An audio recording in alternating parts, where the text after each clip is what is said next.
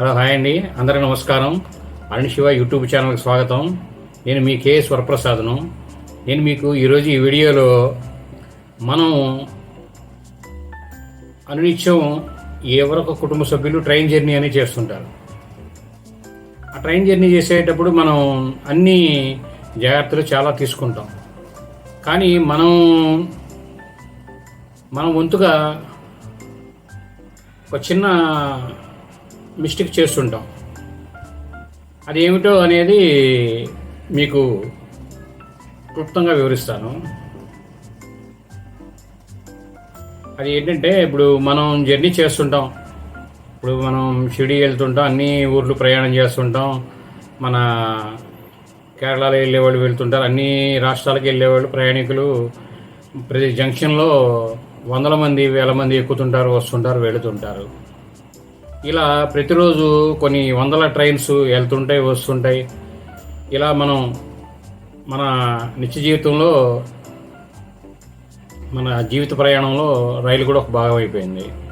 అయితే మనం ఒక విషయంలో భద్రత అనేది కొద్దిగా పాటించాలి. అదేమిటంటే చెత్త. మనం ట్రైన్లో ఉండగా వ్యర్థ పదార్థాలు, drink bottles, water bottles, tea గ్లాసులు, మనం తిన్న ఏదైనా పేపర్ వ్యర్థాలు కానీ, ఏదైనా సరే ఆహార వ్యర్థాలు కానీ, ఇవన్నీ ఏం చేస్తామంటే మనం తెలియకుండానే చిన్న మిస్టేక్ చేస్తుంటాం. ఏమిటి అంటే, ట్రైన్ ఆగినప్పుడు స్టేషన్కి ముందు, స్టేషన్కి తర్వాత కానీ మనం ఏం చేస్తామంటే ట్రైన్లోంచి బయటకు విసిరేస్తాం.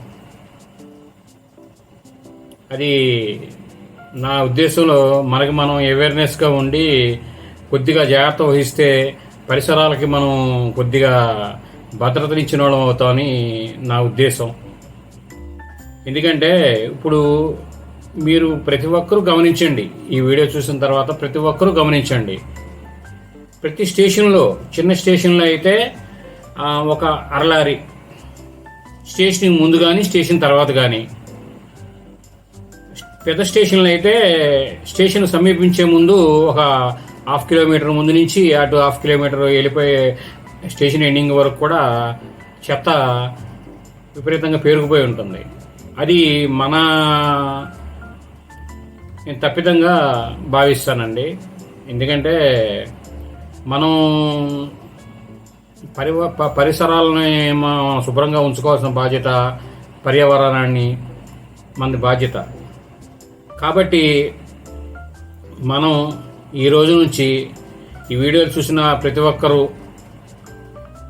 నేను చెప్పేది ఒక మంచి మాట అనుకొని చక్కగా మీ రైల్వే ప్రయాణం టైంలో వ్యర్థాలని ఎక్కువ టైము ఆగే స్టేషన్లో దిగినప్పుడు చెత్త బాక్సుల్లో కానీ, మీరు జర్నీ పూర్తయిన తర్వాత స్టేషన్లో కానీ చెత్త బాక్సులో వేయవలసిందిగా నేను కోరుచున్నాను.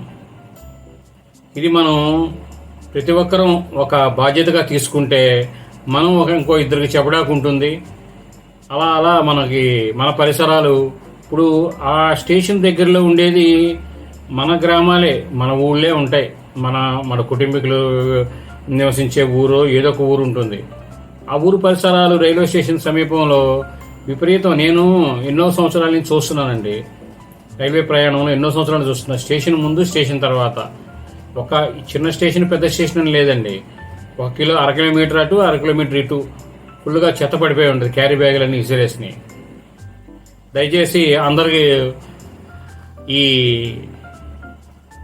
మాటను ఒక పెద్దవాడు చెప్పినట్టు బాధ్యతగా తీసుకొని ప్రతి ఒక్కరూ వారి కర్తవ్యాన్ని నిర్వర్తించి చక్కగా వారు తీసుకున్న వ్యర్థాలని మీరు వెళ్ళేటప్పుడే ప్రయాణానికి సామాన్లు, బట్టలు, వాటితో పాటు ఒక ఎక్స్ట్రా క్యారీ బ్యాగ్ 2 తీసుకొని వెళ్ళి ఆ వేస్ట్ అంతా ఆ కవర్లో వేసి, ఎక్కడో చోట ఇక్కడి నుంచి మనం వెళ్తున్నాం అనుకోండి, షిరిడి వెళ్తున్నాం సపోజ్, షిరిడి దిగిన తర్వాత అక్కడ స్టేషన్లో కానీ, మధ్యలో ఏదైనా పెద్ద స్టేషన్లో కానీ, మనం రిటర్న్ వచ్చేటప్పుడు విజయవాడ స్టేషన్లో కానీ, అలా మీరు